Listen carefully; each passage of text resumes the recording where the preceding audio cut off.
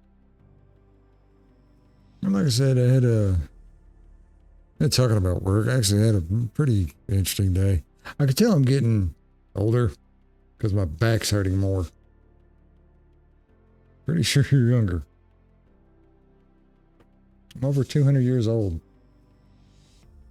I'm literally a talking skeleton on the internet.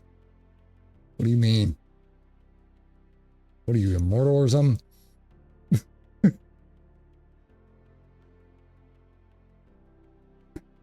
There's the ads. Be back in 5 minutes. I'm gonna have y'all watch through a bunch of ads.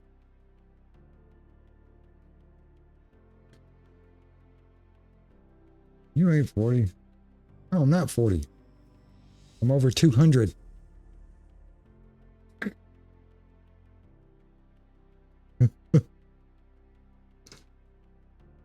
I'm sorry, quick trying to get my age doxed on the internet. What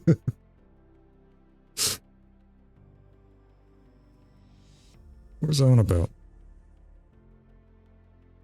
Can't remember. If I can't remember, it wasn't important. Fuck it.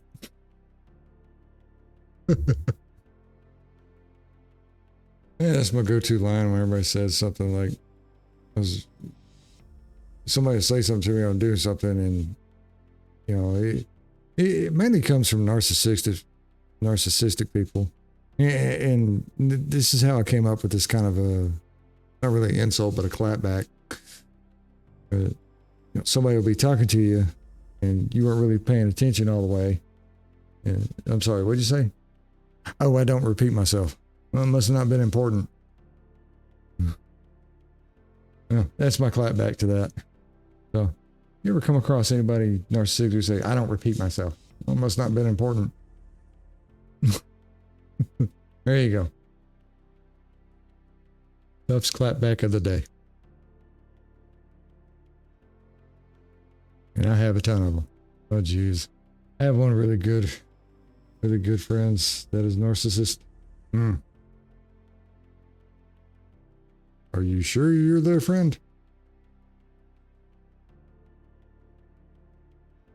Because in my personal experience, narcissists aren't really people you want to keep around. It's all about the me.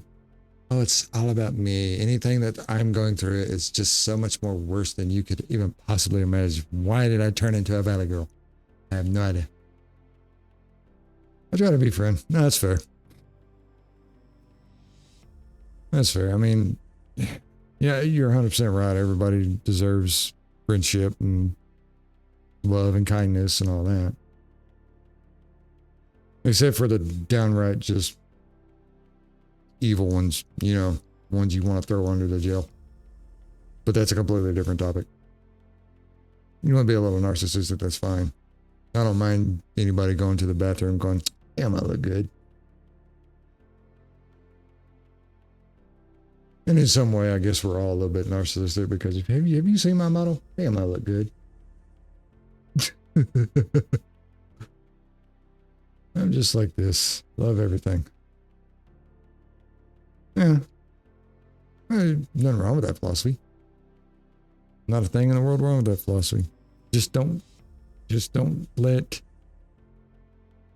that characteristic become a doormat for others.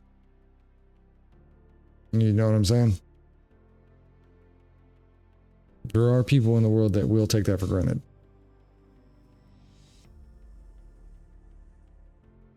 And that's kind of one thing that I wish some people would actually kind of learn about themselves is it's okay to actually stand up for yourself and say, you know, enough is enough.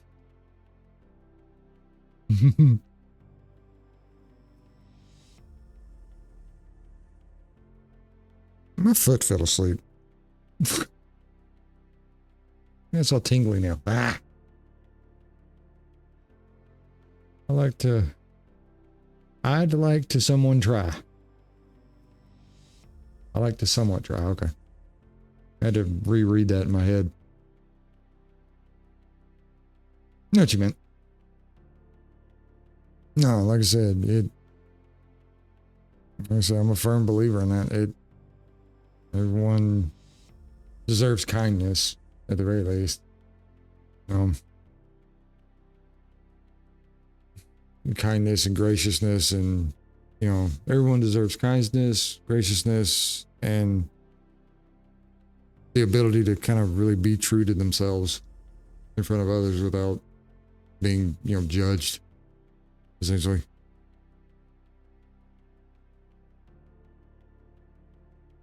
I have a black belt in Karen and karaoke.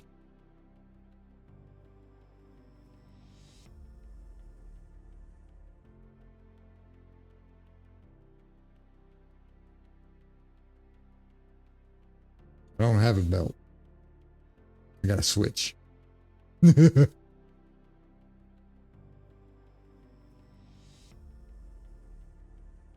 Anybody else's parents growing up as a kid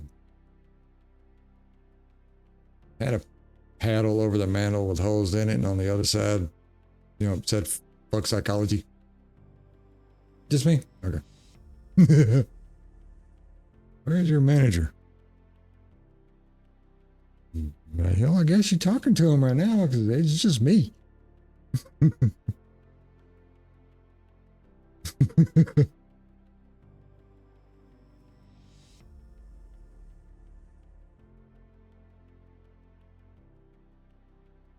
Number one go-to, your mom. I want to speak to your manager. I didn't know your mom was here.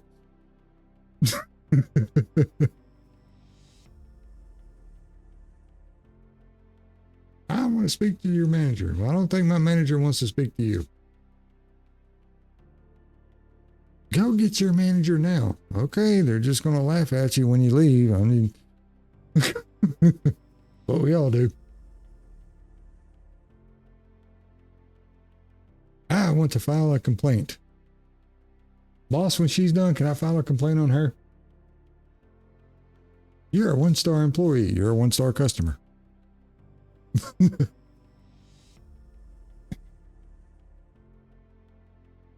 I just don't think you should be working here. That would hurt my feelings if I cared. Get me fired. I bet you can't.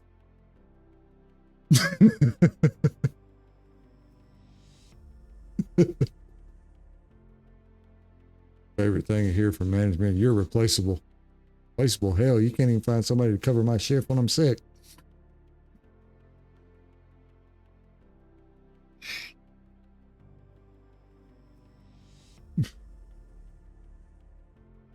Where did all this energy come from? I have no idea. 2 a.m. I need to get some sleep. I gotta sleep now. I might be able to get 5 hours. Let's say, how cool is it to say someone fuck of, we don't care about your opinion? As CEO.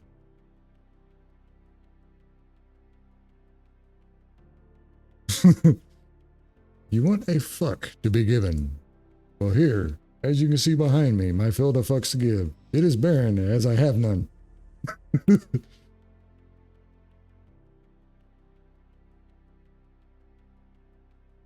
Yeah.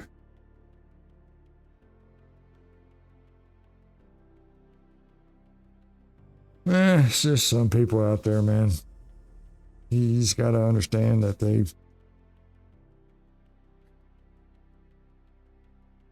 come with about as much common sense as a fucking hemorrhoid with an expiration date.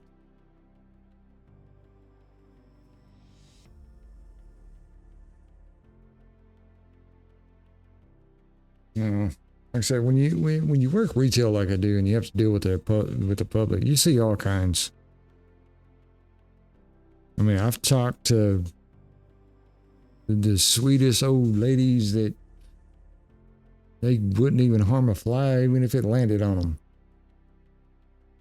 And then I've dealt with some of the old ladies that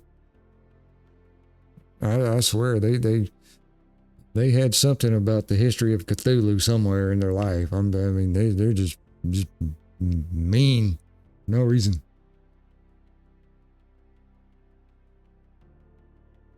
About as cuddly as a box full of sandpaper.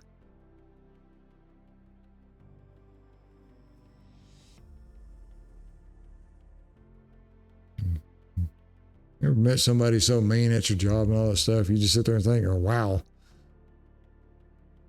The sweetest ladies. The nicest or the meanest part? The answer, yes. And hit the lottery.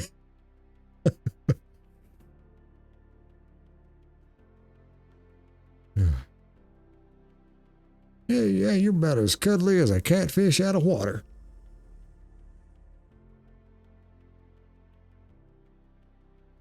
I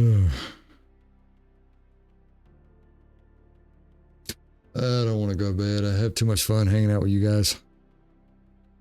And I gotta go be an adult, and I don't want to be an adult. I didn't ask for this. I didn't wake up one day and just say, okay, I gotta go be responsible now. Ugh. And I made the mistake. Don't ever do this if you work retail. I made the mistake being dependable. Now, all of a sudden, everybody's problems is mine. Because I'm the only one that can fix it, apparently.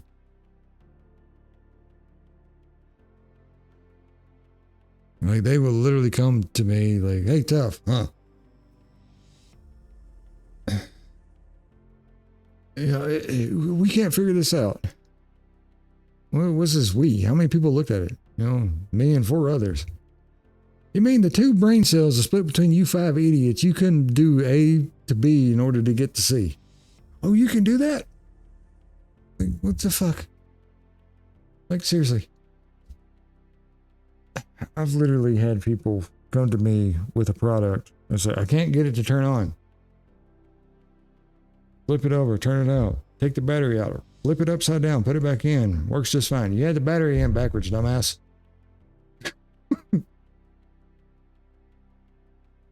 Like, you literally called me all the way across the store to come to you in order to fix this problem that took 2 seconds.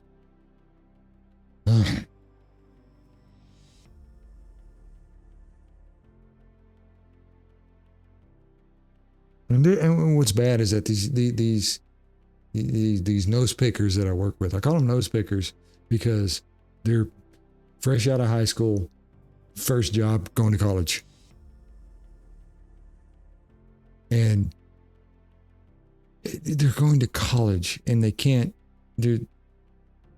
Common sense is not common. And I have to do complex equations to keep myself sane while dealing with these nose pickers. I call them nose pickers because that's all they really do, stand around, pick their nose because they don't know what to do half the time.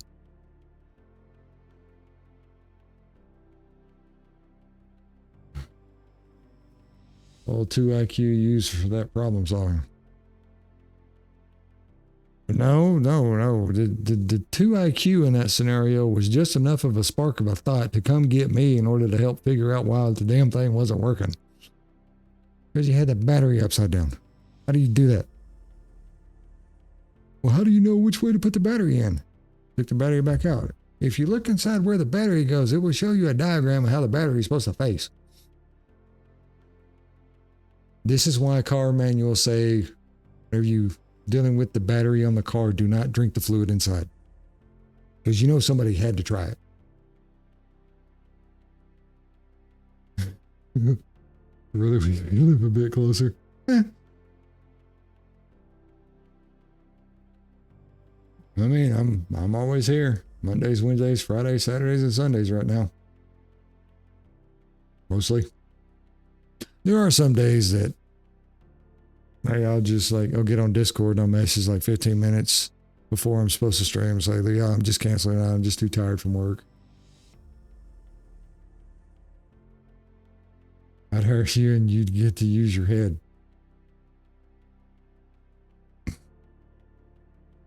What, like a hammer? No, that's all it's good for. I mean, I'm not super intelligent. I just know 2 + 2 doesn't equal apple. I mean,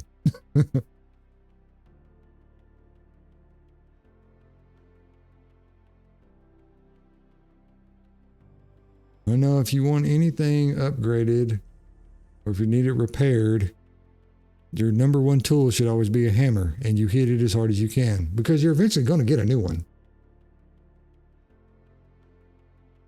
Hammer fix anything.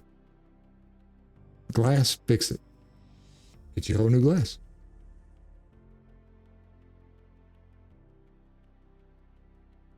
I mean, I like problem solving. It's fun. You know, just trying to figure out how to manipulate a situation to get a certain desired outcome within certain parameters that you have to work with. Hey, hammer works? Yeah. Hammer always works. Name me one thing that a hammer won't fix. TV went out? Hammer. New TV. Computer down. Hammer. New computer. Car radiator busted? Hammer. New radiator. Love life. Down the drain? Hammer. New boyfriend.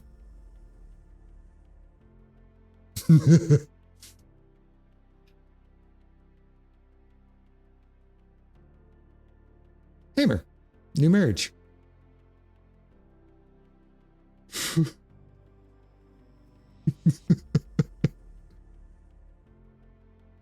All right. I ain't got no more skips for the ad, so it's going to do a 3-minute ad break or whatever. Oh, well, a hammer. Hammer. Kind of like a shotgun. Shotgun and a hammer, synonymous. Anything a hammer can do, shotgun can do. Think about it.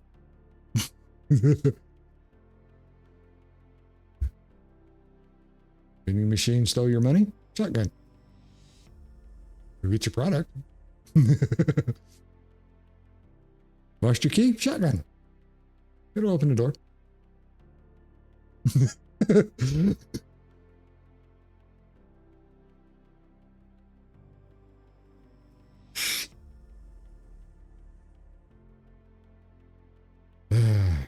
Ad breaks.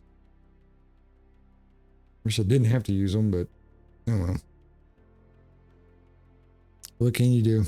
People got to make their money somehow.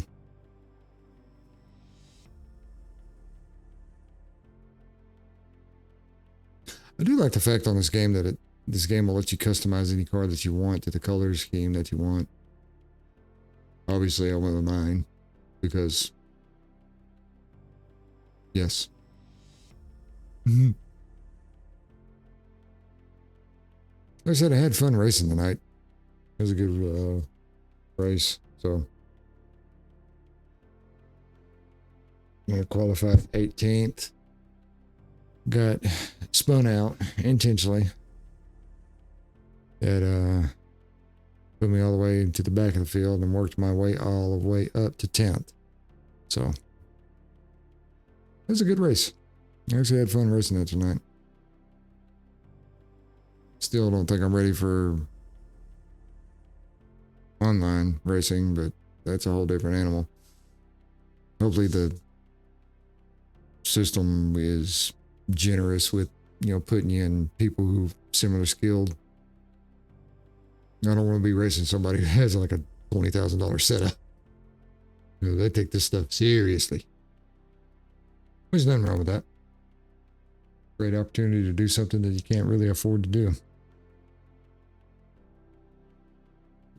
Because it's easier to spend $20,000 on a sim rig setup than $200,000 on a legitimate race car and try to be good at it.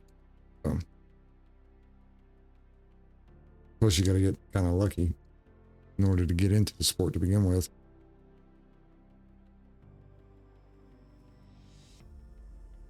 But, as always, if I just had time. Yeah, that's another thing too, time. You might have the money, but you don't just, with how your current life is going, you just don't have the time to actually invest into it.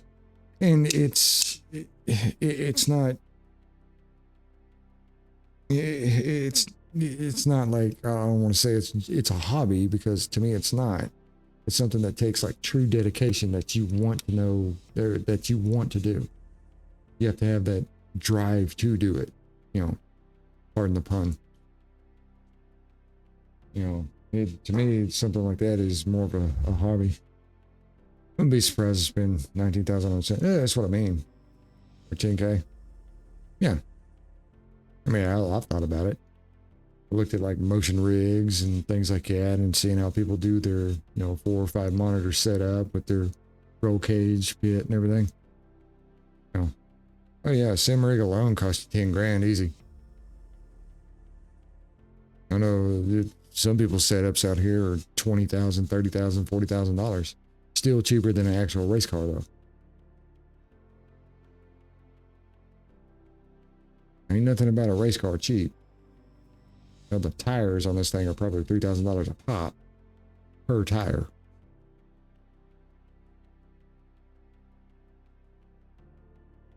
So yeah, I mean, I've looked at some of those motion rigs, the ones that will tilt you left and right and go back and forth and all that stuff. And they're pretty nice, and I thought about just getting one. That's where my money goes, anyways. Yeah, no, that's fair.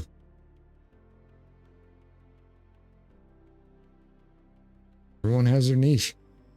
Everyone has their hobbies that they want to look after. And when it comes to like hobbies and passions and stuff like that, I won't ever judge somebody for spending X amount of money on anything to support that.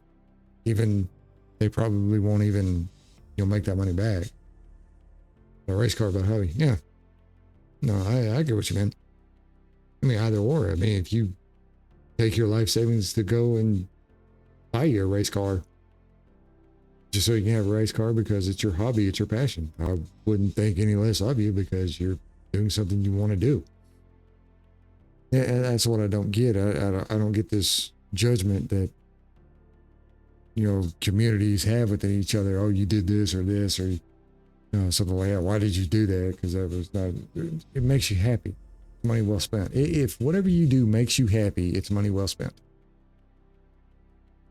Yeah, I literally built by hand my PC that I'm streaming on right now. $3,000. Am I gonna make that money back? Probably not. Do I care? No, because I enjoy the hobby. The model that you're looking at, that cost me money. Will I make my money back? Probably not. Do I care? No. I enjoy it. That's how it goes. Life lessons. If it makes you happy, doesn't hurt anything, if it doesn't hurt someone physically or hurt you financially or anything like that, of any type of burden, any of whatsoever, do it.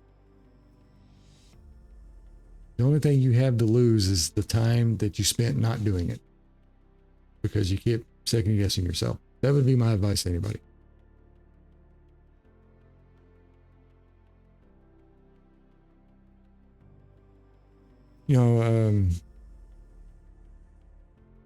Get asked this all the time, and upset. I even think you asked me that question. Asked me this question. Why the model? And they said I've always wanted to be a voice actor. Unfortunately, I don't have the necessary range to be a voice actor. You speak way too much. Smart.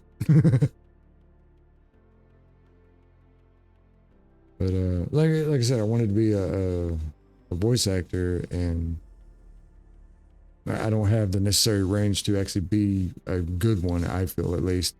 But I like the idea of making a character come to life. Ta-da! Would I speak way too much?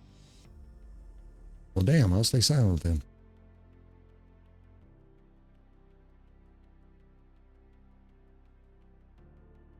Oh, that's what you meant. Okay. Oh, I do not. I sound like a grinding wheel on a piece of metal.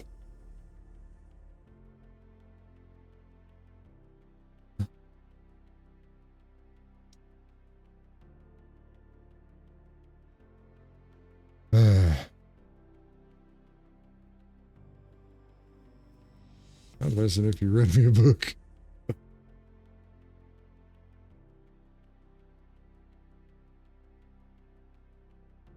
Chapter 1.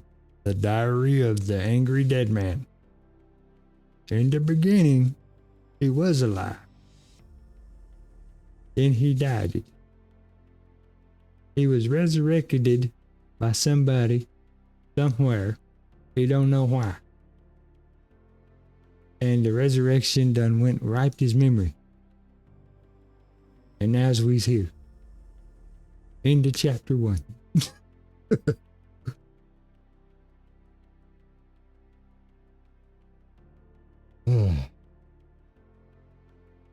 I don't know if I want to keep driving the M4 or if I want to like branch out and drive something else.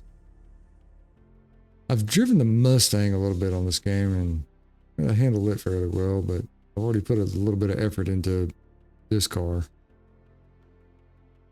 I saw it at Mein Kampf. No.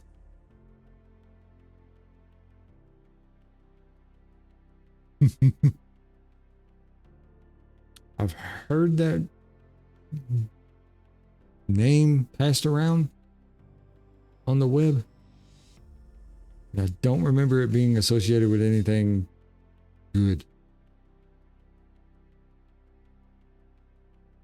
No.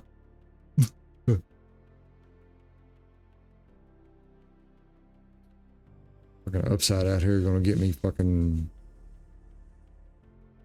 demonetized and canceled and banned off of every platform known to existence.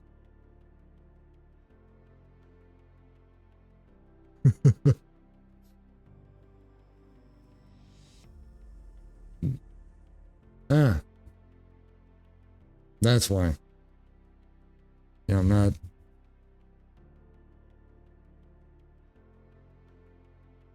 There's nothing I can say right now that would save me from this. Other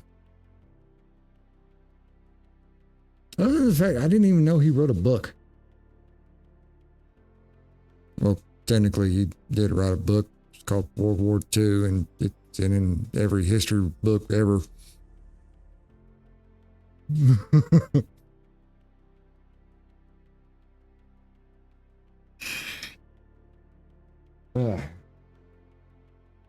But going back to what I was saying earlier, I don't know if I want to go with the Mustang or if I want to keep driving the M4. Now, both similar cars in respects that, front engine, rear wheel drive. To me, they feel similar. But I've already got time invested in this one. And I know I have access to all the cars and everything like this, but one of the things, it just doesn't just have to be like gamer part of me. This is like me with everything I do. When I pick something, I usually stick with it for a while. Like I don't want to go, okay, I tried that. I want to go try this. I want to know. It's like, oh, I like this. I'm sticking with this because I know this. This. So I'll stick with the BMW for now. It's not that I'm afraid to change or anything like that. It's just, no, I'm used to this. I know how it runs, know how it operates, things like that. And it has nothing to do with, being scared of trying something new. It's just, I know that this won't piss me off. That's what it is. Other car, I don't know if it'll like spin out every other time. And I just have a big raging fit where I'm just like, all over the place. And that M4 really looks good. Yeah. It's got a big nose on it. I wish they kind of, like I said, just personal preference. Just me. Don't at me, bro. But I think the cutout for the nose right there, like this whole area,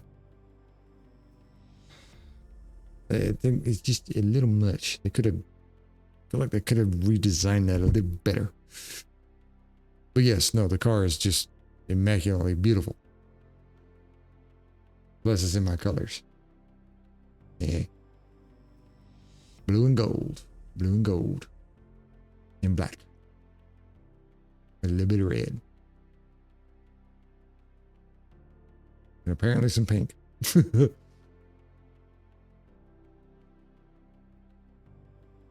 All right. Like I said, what is it? 2:30. Crap. 2:30. I don't want to go be an adult. I don't want an adult, but I need an adult because I need to make money. I don't want to be an adult.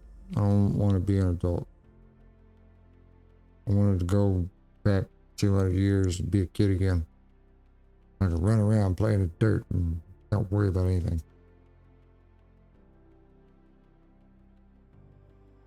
You know.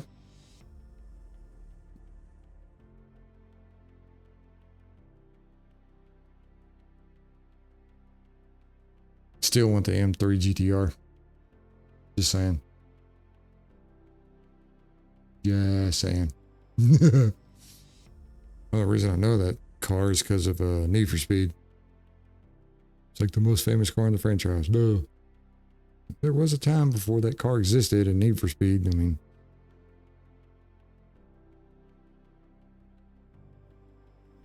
yeah, Need for Speed.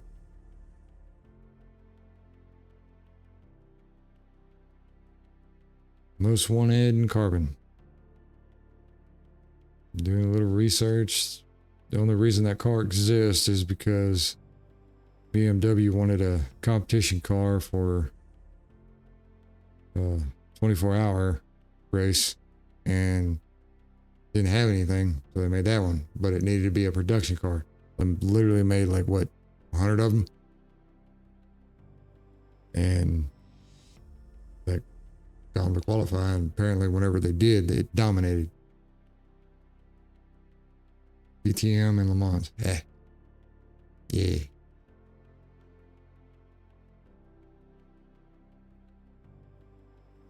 Random thought when it comes to cars. These race cars, or we'll just go ahead and say it. These race cars are pretty much state of the art, the top of the line of engineering, right? As far as safety features go, like some of those safety features, not all of them, just some of them. How come they don't implement some of those safety features in everyday road cars? You know what I mean?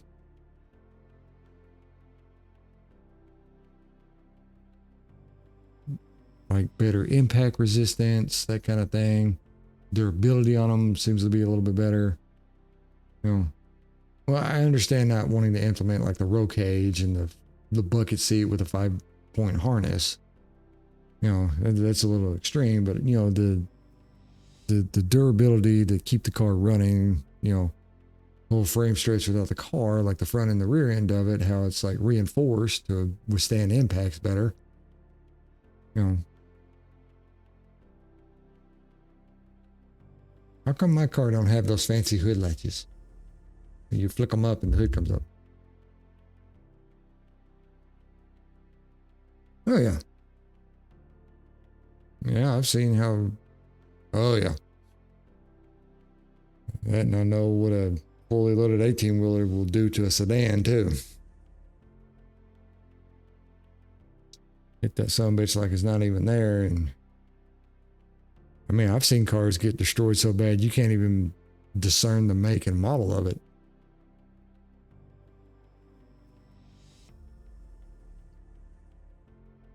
No.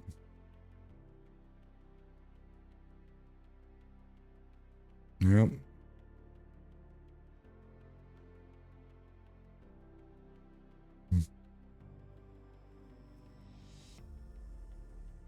Yeah. Wonder what that latch goes to. It is extremely expensive to design a car with a roll cage. Probably.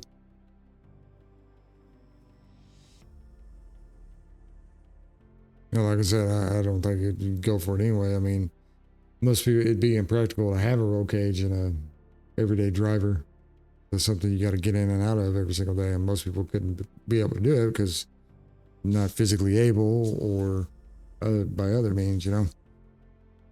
Same with like the 5-seat seatbelt harness. Some people wouldn't even know how to operate it properly. So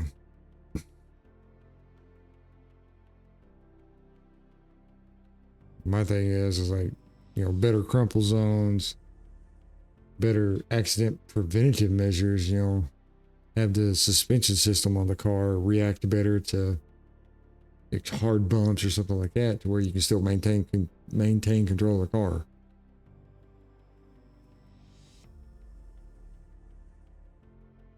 It is that one when shit hits the fan. Yeah.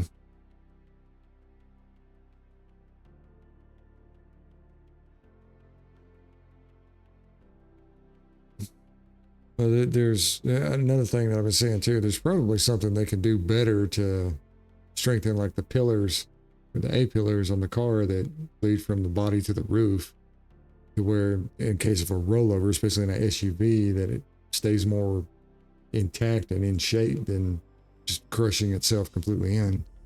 You know what I mean?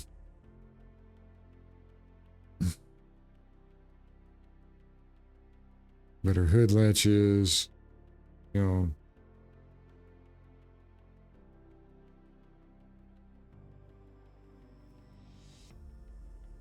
Yeah, just take this car, take out the roll cage and the seatbelt, put regular seats in it with a regular seatbelt with the airbag. Take out the high performance engine, just put a regular old everyday driver engine in it, and there you go. Problems off. You have the reactiveness and the handleability of a race car, but the comforts of a daily driver. And make that shit affordable.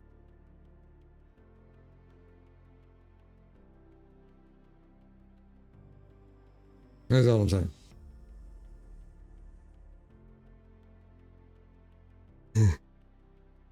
But seriously, I gotta get to bed. It's 2:38 in the morning. Ugh.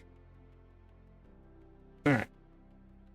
So it was fun racing and chatting with everybody and you all that. Appreciate everybody coming in and checking out. Appreciate all the follows tonight.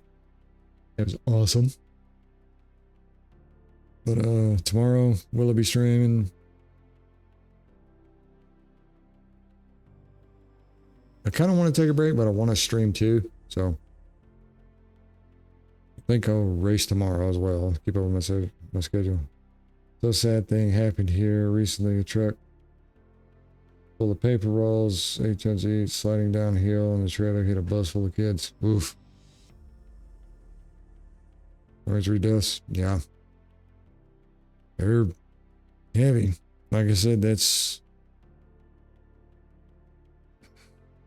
Like I said, I don't know the story or anything like that, so the only thing I can do is make assumptions on that. Like, faulty equipment, driver error, you know, one of those, you know, it is not nothing that I can make a proper comment on.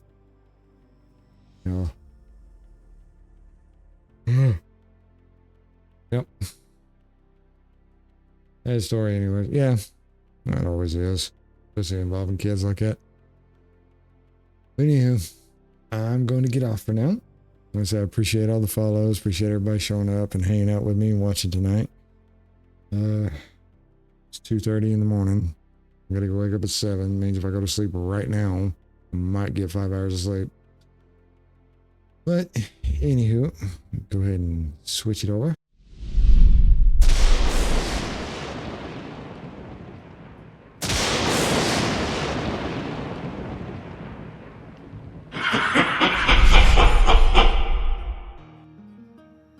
Yeah, like I said, glad to see you in here. Always glad when you drop by, and always glad when anybody drops by, really. But that must be what y'all do. Get some sleep, what little sleep I can. But like I said, as always, you know, appreciate the follows, like I really do. It means a lot. Can't believe y'all like my content so much. I'm just a humble guy.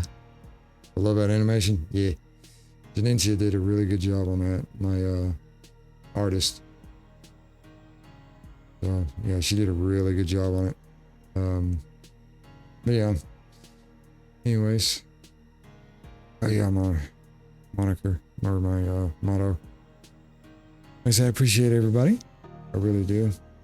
Said I'll be streaming tomorrow, doing some more racing. Don't know what track yet, but I'll figure it out whenever I get home from work.